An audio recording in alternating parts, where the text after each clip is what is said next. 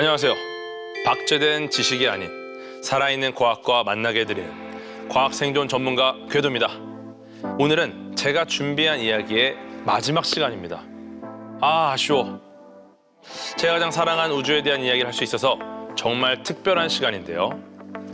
우주, 인류의 영원한 수수께끼죠. 끝이 있는지도 알 수 없고요. 끝이 있다 한들 가볼 수도 없습니다. 모든 것이 태어나고 존재했다가 사라지는 곳이지만 그 비밀을 전혀 알려주지 않는 곳이기도 합니다. 지금의 과학이 눈에 보이는 형태로 관측할 수 있는 건 우주의 고작 5% 정도에 불과하다고 합니다. 나머지는 암흑으로 대변되는 미지의 세계, 이곳이 바로 우주입니다. 오늘은 그동안 과학자들이 미치도록 찾고 싶어했던 우주의 실체를 현재까지 알려진 수준, 합의된 수준에서 최대한 압축해서 전달드리려고 합니다. 우주를 여행하는 마음으로 함께 해주시면 좋겠습니다.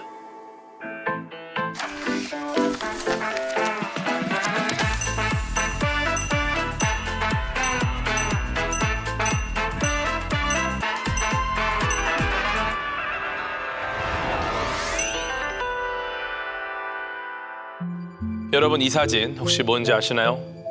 바로 은하수입니다. 동양에선 은빛 강이 흐르는 것 같다고 해서 은하수고요.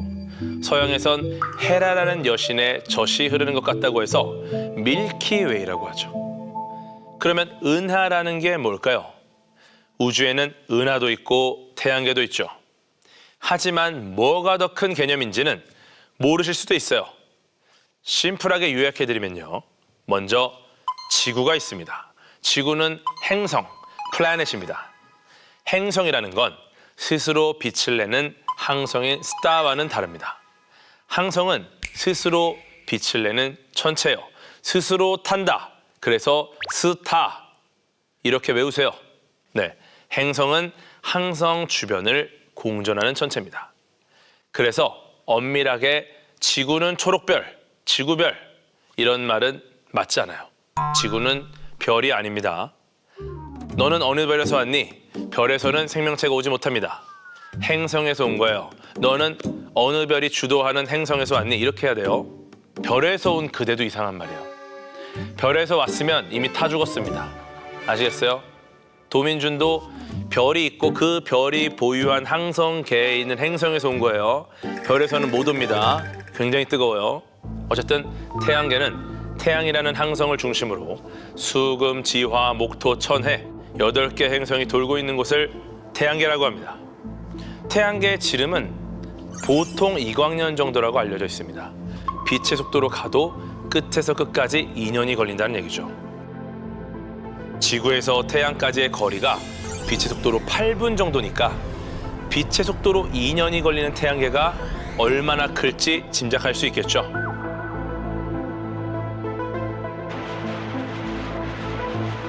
발사한 지 한 50년 된 보이저 1호가 아직도 태양계 외곽에 있으니까 대충 느낌이 오실 겁니다. 태양계의 정의는 기준에 따라서 범위가 꽤 많이 바뀌는 굉장히 어려운 정의입니다. 우리 우주에는 태양 말고도 정말 셀 수 없이 많은 항성이 있습니다. 그중에서 태양과 가장 가까운 항성은 알파 센타우리라는 별인데요.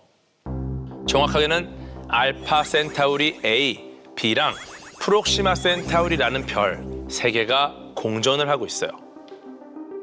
여러분, 삼체라는 드라마를 보시면 태양이 3개여서 괴로운 외계 지성체들이 나오죠. 그 외계 지성체들의 태양이 바로 얘네들로 추정합니다. 그러니까 소설 혹은 드라마 속 설정이 아마도 얘네들일 것이다 라고 보는 거죠. 센타우리는 태양으로부터 약 4광년 정도 떨어져 있습니다. 은하는 이렇게 태양, 센타우리 같은 항성들이 모여있는 곳을 말합니다. 은하는요, 태양계보다 더 큰 개념이에요. 그럼 우리 은하에는 항성이 몇 개 정도 있을까요? 30개? 200개? 1000개? 놀랍게도 4천억 개나 됩니다. 4천억 개. 어마어마한 스케일이죠. 이렇게 스케일이 크다 보니까 우리 은하를 밖에서 볼 수는 없습니다. 그럼 어떻게 해야 되느냐? 망원경이나 밤하늘의 은하수 같은 걸로 우리 은하의 형태를 유추해 볼 수는 있습니다. 무슨 말이냐면요. 우리가 살고 있는 집의 형태를 집 안에서 유추하는 거예요. 집 밖에 나가서 사진을 찍으면 좋겠지만 너무 크니까 우리는 밖으로 못 나갑니다. 그러니까 집 안에서 많은 곳을 보면서 아마 이 집의 모양은 이럴 것이다. 심지어 집 밖에 다른 집들을 보면서도 아, 저 집이 이러니까 우리 집도 이렇게 생겼겠구나 라는 걸 유추하는 거죠. 그럼 한번 해볼게요. 밤하늘의 은하수, 기다란 띠처럼 보이죠? 이 은하수는요, 정말로 우리가 속해 있는 우리 은하의 모습을 담고 있습니다. 우리 은하가 옆에서 보면 납작한 원반 형태거든요. 은하수도 은하의 옆모습이라서 길쭉하고 납작하게 보이는 겁니다. 가운데 정말 상상할 수 없을 만큼 어마어마하게 거대한 블랙홀이 있어서 강한 중력으로 은하를 유지하고 있을 것이다. 이렇게 추측하고 있죠. 그러니까 은하에 있는 구성원들을 이 블랙홀이 다 손으로 잡고 있는 거예요. 물론 손이 아니라 중력으로요. 아까 태양계 지름이 2광년 정도 된다고 말씀드렸는데 우리 은하의 지름은 무려 10만 광년입니다. 10광년이 아니고요. 10만 광년. 우리가 아는 움직이는 것 중에서 가장 빠른 게 빛이잖아요. 빛의 속도로 10만 년이 걸린다는 이야기이기 때문에 우리가 살아있는 동안 우리 은하계의 모습을 밖에서 보는 건 사실상 불가능할 겁니다. 그런데 우리가 과학을 통해서 은하의 모양이나 크기를 알아냈다는 거, 집안에서 집의 모양이나 크기를 알아냈다는 거, 저는 지금도 진짜 감동이에요. 네, 여러분, 은하가 이렇게 큰데 1초에 지구를 7바퀴 반 도는 빛이 10만 년을 가야 되는데 이렇게 거대한데 우리가 알아내는 겁니다. 대단하지 않습니까? 우주는 그런데 은하에서도 끝나지 않습니다. 이런 은하들이 몇십 개 모여서 은하군이라는 걸 이뤄요. 우리 태양계가 속한 국부 은하군은요, 지름이 1000만 광년 정도 됩니다. 국부 은하군에서 조금 큰 은하가 우리 은하랑 안드로메다 은하인데요. 안드로메다, 여러분의 개념이 가 있는 곳이죠. 네, 많이 들어보셨죠? 너 개념 안드로메다로 갔니? 네, 우리 은하보다 지름이 2배나 큰 은하입니다. 이름이 너무 친근한데요. 거리는 사실 전혀 친근하지 않아요. 지구에서 무려 250만 광년 정도 떨어진 곳에 있습니다. 네, 비상식적인 사람을 보고 개념이 안드로메다로 갔냐고 하는데 안드로메다까지의 거리를 감안하면요, 지금 그 개념은 아직도 가고 있는 중일 겁니다.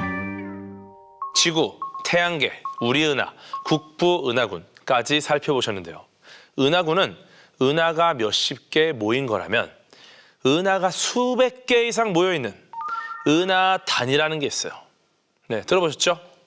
우주소년단, 아람단, 저 어릴 때 있었습니다. 어쨌든 이렇게 모여있는 거예요. 그런데 은하단마저도 끝이 아닙니다. 은하단이 모여서 또 초은하단이 됩니다. 우리가 속한 라니아케아 초은하단은요, 지름이 5억 광년 정도 된다고 알려져 있습니다. 빛의 속도로 5억 년 걸리는 거리, 초현실적이죠?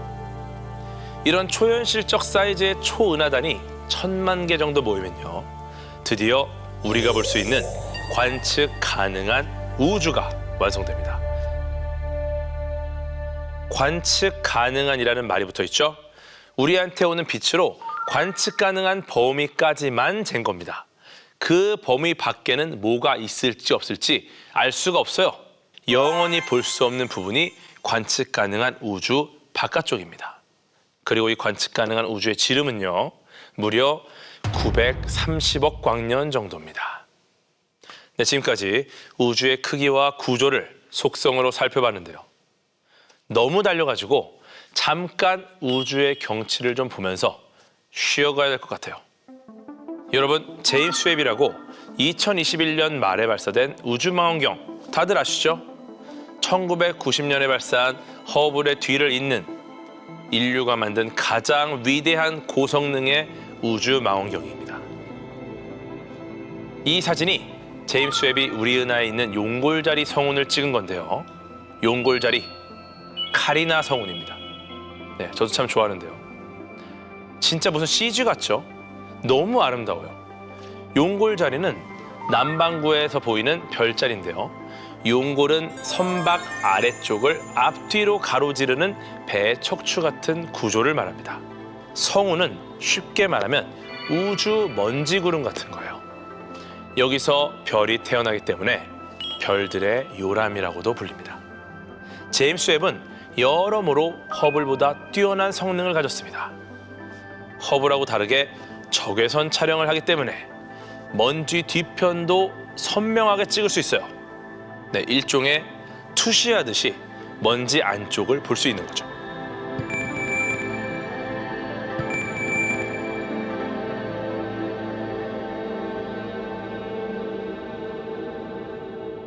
제임스 웹과 허블 같은 우주 망원경은 지구가 아니라 우주에서 촬영을 하기 때문에 지상에 있는 망원경보다 훨씬 유리한 부분이 많습니다. 예를 들어서 지구 상공에 굉장히 많은 인공위성들이 지나가고 있어요. 얘네들이 기가 막히게 태양빛을 반사하는 순간에 관측을 한다면 지상의 망원경들은 걔네들이 이제 내가 찍은 사진에 굉장한 방해 요인으로 작용을 합니다. 선이 가버리는 거죠, 사진에. 그런데 우주에 있는 망원경들은 이런 부분들이 상당히 유리하고요. 심지어 날씨의 영향도 받지 않습니다. 굉장히 좋겠죠? 그런데 제임스 웹은 허블보다 2,500배 이상 멀리 떨어진 곳에 가 있어요. 그러니까 어떻습니까? 지구로부터 150만 킬로미터 정도 떨어진 거리에 있기 때문에 훨씬 우주를 관측하기에 유리하다고 할 수 있죠. 정말 조용한 곳에서 정말 침착하게 관측을 하는 겁니다. 이 제임스 웹 우주 망원경, 제임스 웹 스페이스 텔레스콥 JWST가 있는 곳은 라그랑주 포인트라는 곳 중에서 L2라는 곳입니다. 라그랑주 포인트, 라그랑주 점은 태양이나 지구 이런 천체들의 관계 속에서 중력이 서로 평형을 이루는 지점이기 때문에 탐사선이 가 있어도 안정적으로 그 위치에서 관측하기 좋은 곳입니다. 쉽게 말해 우주의 못을 박은 것 같은 비슷한 역할을 하는 거죠. 이 사진도 제임스 웹이 찍은 사진입니다. 제목은 스테판의 오중주인데요. 19세기 말에 프랑스의 천문학자 에두아르드 스테판이 발견한 5개 은하라서 스테판의 오중주라고 불립니다. 무려 1000개의 이미지 파일, 1억 5천만 개 이상의 픽셀로 완성된 사진이고요. 위쪽에 있는 은하가 지구로부터 3억 광년 정도 떨어져 있는 걸 감안하고 보시면 정말 감탄할 수밖에 없는 퀄리티죠. 물론 그 5개의 은하 중에 하나의 은하는 굉장히 가깝습니다. 쉽게 말해 5명이 사진을 찍었는데 4명은 친구고요. 1명은 지나가는 행인 1이 찍힌 거예요. 하지만 우리는 이 5명을 오중주라고 부르면서 얘네들이 마치 친구들인 것처럼 이해를 하고 있습니다. 재밌지 않습니까? 그럼 어떤 은하가 가까이 있는지 직접 찾아보세요.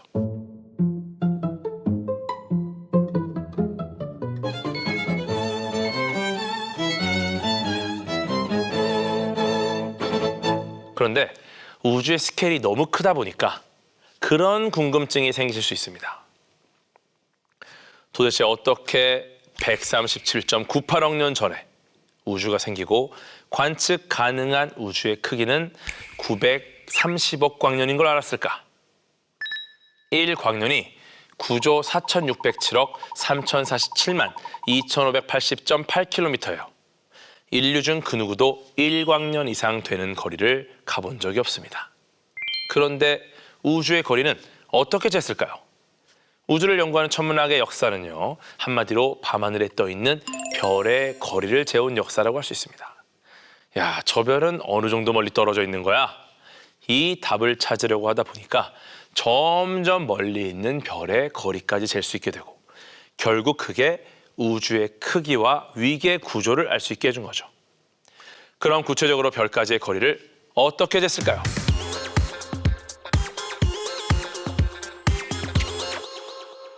물론 여러 가지 방식이 있지만 그때 사용한 것이 바로 시차라는 겁니다. 해외여행 시차 적용할 때 시차가 아니고요. 시각 차이를 뜻하는 시차예요. 지구는 공전을 하기 때문에 지금 시점에서 대략 반년이 지나면 원래 있던 위치에서 가장 먼 지점에 지구가 가 있게 됩니다. 그 상태에서 별을 보면요. 6개월 전에 봤을 때랑은 별의 위치가 달라질 수 있어요. 그러니까 지구가 A 지점에 있을 때는 별도 A 지점에 있는 것처럼 보일 거고요. B 지점에 있을 때는 별이 B 지점에 있는 걸로 보이는 거죠.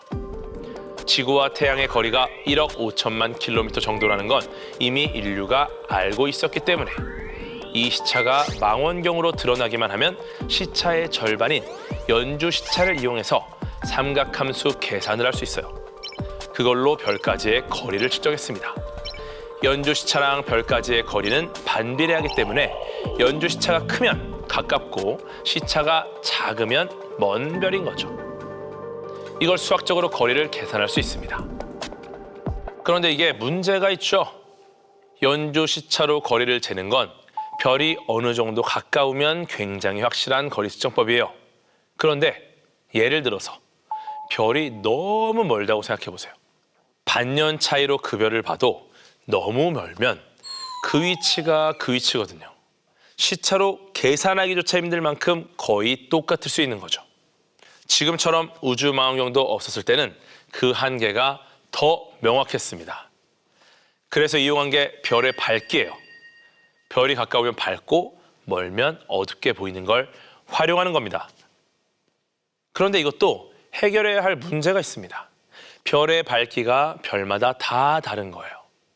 멀리 있어서 어두운 게 아니라 가까운데도 원래가 어두운 별이 있고 가까이 있어서 밝은 게 아니라 엄청 멀리 있는데도 어마어마하게 밝은 별이 있을 수 있잖아요.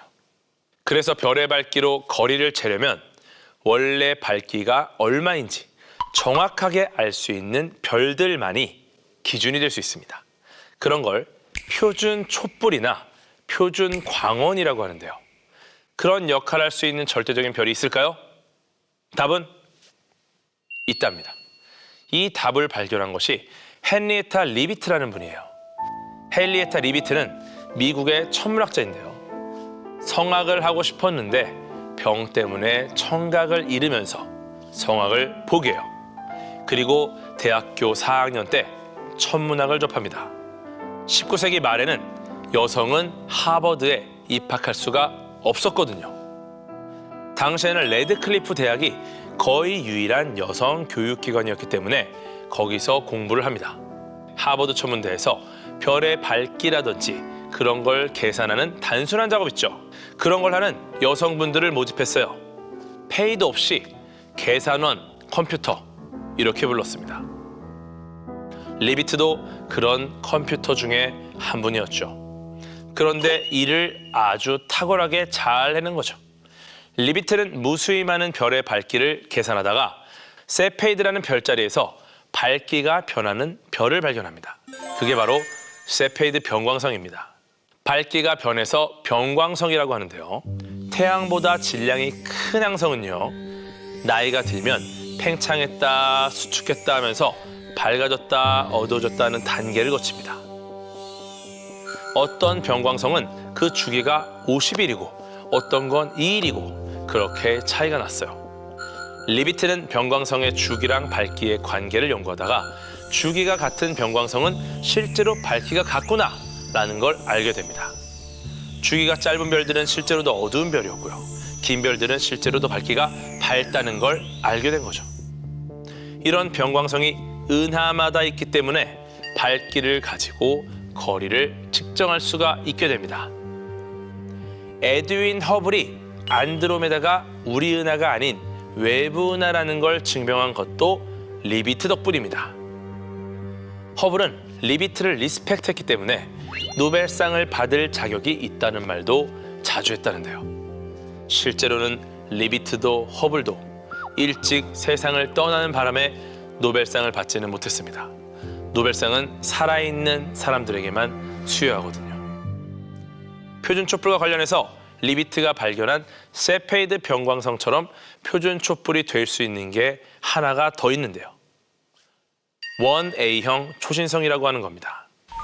초신성 폭발은 늙은 별이 죽을 때 폭발하면서 마치 새로운 별이 태어나는 것처럼 빛과 에너지가 뿜어져 나오는 걸 말하는데요. 보통 태양보다 못해도 서너 배는 질량이 큰 커다란 항성이 죽을 때 이런 일이 생깁니다. 그만한 질량이 안 되는 항성은 초신성 폭발을 안 하고 그냥 천천히 밝기가 줄어들다가 백색 외성이라는 일종의 차가운 그냥 하얀 전구 같은 형태, 별의 시체와 같은 상태로 변해요. 그런데 공교롭게도 백색외성 근처에 다른 별이 있어서 백색외성의 중력 때문에 그 별의 질량이 백색외성에 흡수되는 일이 벌어집니다.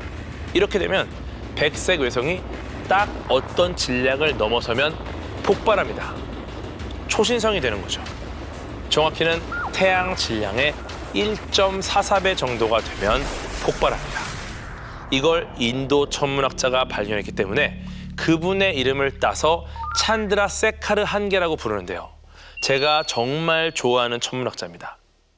이렇게 백색외성이 초신성 폭발을 할 때, 즉 1A형 초신성일 때 밝기가 항상 일정합니다. 그래서 1A형 초신성도 표준 촛불의 역할을 할 수 있는 거죠. 거기다가 초신성 폭발은 그 은하에 있는 모든 항성을 합친 것보다 밝기가 밝기 때문에 정말 멀리 있어도 관측할 수 있다는 장점이 있습니다. 은하 하나에서 보통 100년에 한 번씩 이런 1A형 초신성이 나타난다고 하는데요. 우리는 은하를 여러 개를 관측하기 때문에 생각보다 자주 목격할 수 있는 거죠. 이 표준 촛불, 표준 광원으로 거리를 재는 방식이 현재 가장 많이 이용되는 방법입니다. 아까 말씀드린 연주 시차는 수학적으로 계산하는 거기 때문에 요즘처럼 관측 정밀도가 높을 때는 더더욱 정확한 측정이 가능하거든요. 그런데 멀리 있는 별의 거리까지는 못 재죠. 그래서 세페이드 변광성이나 1A형 초신성 혹은 빛의 파장 길이 같은 다른 측정 방식을 교차 적용하면서 별의 거리를 점점 확장해 가며 재고 있습니다. 그런 방식을 사다리를 한 단계 오르고 또 한 단계 오르듯이 하나를 토대로 조금씩 더 멀리 측정한다고 해서 우주 거리 사다리, 코스믹 디스턴스 레더라고 부른다는 점도 팁으로 알려드립니다. 그럼 이번엔 우주의 시작과 우주의 크기에 대한 이야기를 하고 마무리하려는데요. 아까 허블이라는 과학자가 병광성을 이용해서 안드로메다 은하가 외부 은하라는 걸 밝혀냈다고 말씀드렸죠. 그런데 사실 허블의 가장 큰 업적은 따로 있습니다. 바로 빛의 파장을 통해서 가까이 있는 은하보다 멀리 있는 은하가 더 빨리 멀어진다는 걸 과학적으로 입증한 거죠.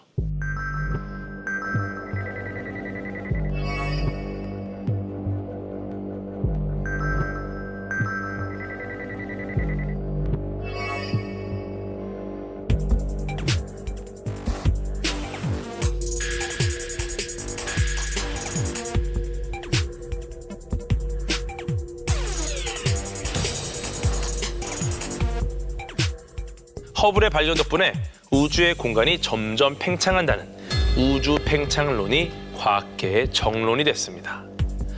우주는 무한하고 정적인 상태를 유지한다. 이런 정적 우주론을 내놨던 아인슈타인도 허블의 관측 결과를 보고 자신의 실수를 인정했다고 하죠. 그럼 이렇게 우주가 팽창한다면 역으로 시계를 돌렸을 때 무에 가까운 한 점에 시작한 게 아닐까? 이게 바로 빅뱅 이론의 시작입니다. 오늘보다 내일 우주가 더 커졌어요.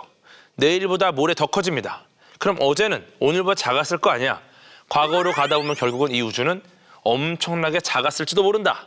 그게 바로 빅뱅 이론이죠.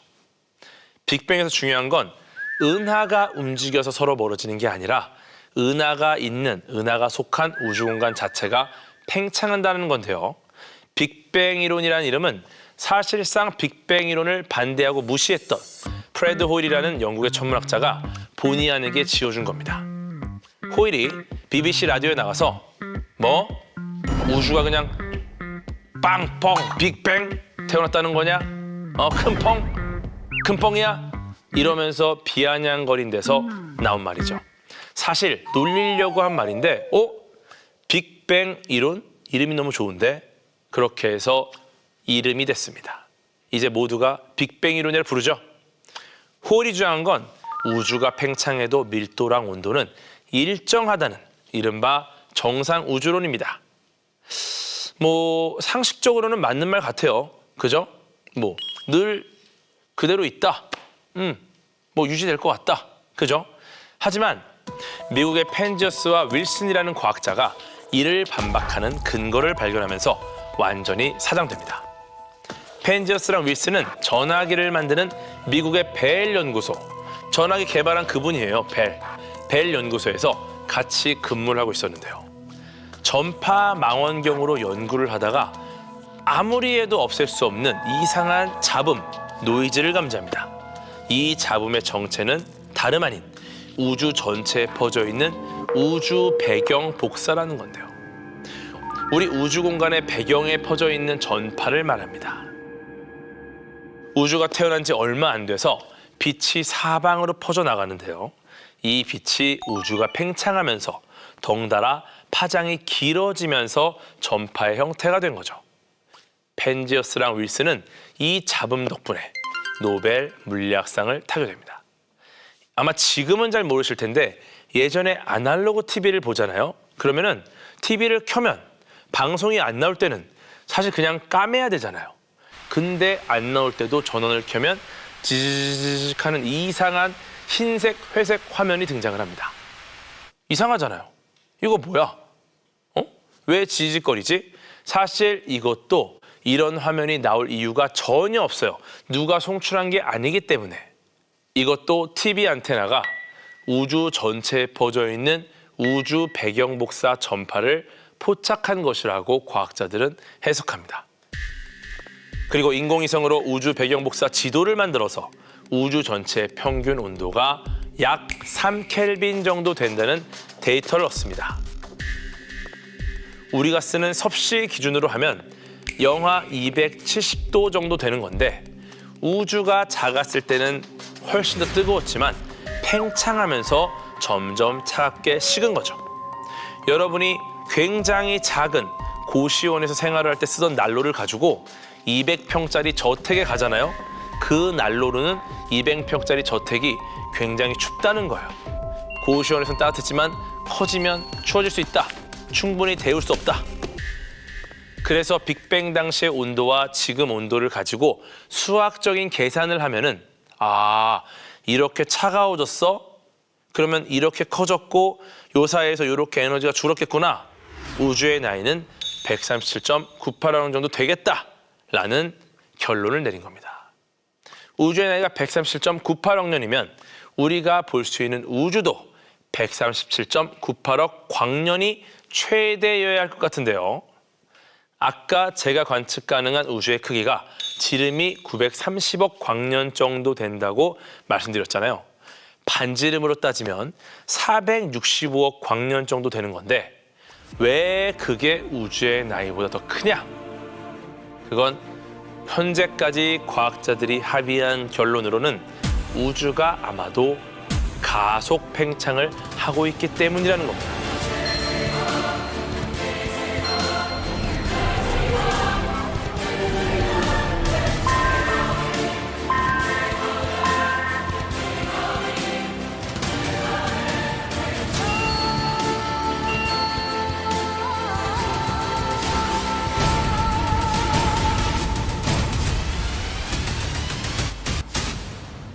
미국과 호주의 과학자 3명이 우주가 그냥 팽창이 아니라 팽창하는 속도가 점점 빨라지는 가속 팽창을 한다는 이론으로 2011년에 노벨 물리학상을 받습니다.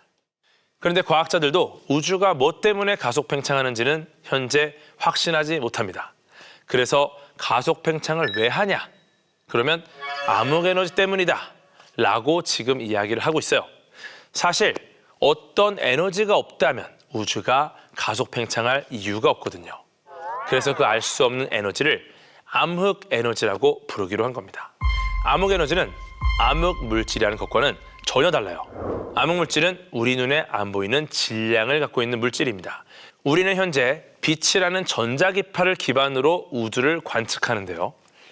빛으로 감지되진 않지만, 그래서 우리 눈에 보이진 않지만 뭔가가 더 있다는 걸 우주의 질량을 계산하다가 알게 됐어요. 그래서 보이지 않지만 우주의 질량을 늘어나게 하고 중력적 상호작용을 하는 그런 물질을 암흑물질이라고 부릅니다. 그러니까 같은 암흑이어도 뭔지 모른다는 것만 같이 암흑물질과 암흑에너지는 전혀 다른 겁니다. 물론 그냥 이걸 합쳐서 전부 암흑물질이라고 부르기도 합니다. 하지만 암흑물질과 암흑에너지는 구분하는 게 좀 더 보편적이다. 이렇게 말씀을 드립니다. 우리 우주에서 우리가 눈으로 관측할 수 있는 물질은 5%, 암흑물질이 25%, 암흑에너지가 70% 정도라고 하니까요. 물론 이 비율도 기준에 따라 조금씩 다르지만 대충 5%, 25%, 70%라고 보시면 좋습니다. 정말 우주는 여전히 많은 부분이 베일에 쌓여 있습니다. 어떤 사람이 정말 큰 강을 건너야 돼요. 한 사람이 징검다리를 하나 놓습니다. 그 다음 사람이 또 이어서 놓고요. 그렇게 돌을 하나하나 놓고 있는 게 지금 우리의 모습입니다. 하지만 이 강이 얼마나 큰 폭인지조차 몰라요.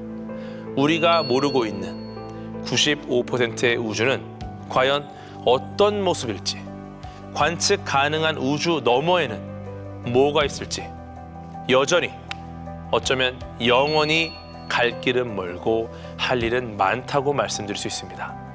정말 복잡하고 많은 이야기들이 계속 나오고 있어요. 우주가 가속 팽창하는 게 맞아? 암흑 에너지 실제하는 거 맞아? 혹시 우리의 관측 에러는 아닐까? 우리가 뭔가 놓치고 있는 게 있나? 실수하고 있는 게 있나? 끊임없이 검증하고 이 경이로움을 맞닥뜨렸을 때 그런 힘들고 고통스럽고 괴롭고 정말 어려운 그 작업을 기쁘게 기꺼이 하는 분들, 그분들이 바로 과학자고 그것이 바로 경이로운 과학의 힘이겠죠. 지금까지 12번에 걸쳐서 물리학, 화학, 생명과학, 마지막으로 지구과학 이야기까지 나눠봤는데요. 원자나 전자같이 아주 작은 것부터 우리가 관측 가능한 우주처럼 아주 거대한 것까지 과학이 없는 곳은 세상에 없습니다. 아무쪼록 여러분이 과학과 더 친해지는 시간이 되셨기를 간절히 바라봅니다. 저는 기회가 닿으면 더 재미있는 이야기로 여러분을 찾아오도록 하겠습니다. 끝까지 많은 성원 부탁드리고요. 지금까지 여러분의 과학 생존 전문가 궤도였습니다. 생존하신 분들 축하드립니다. 다음에 또 만나요.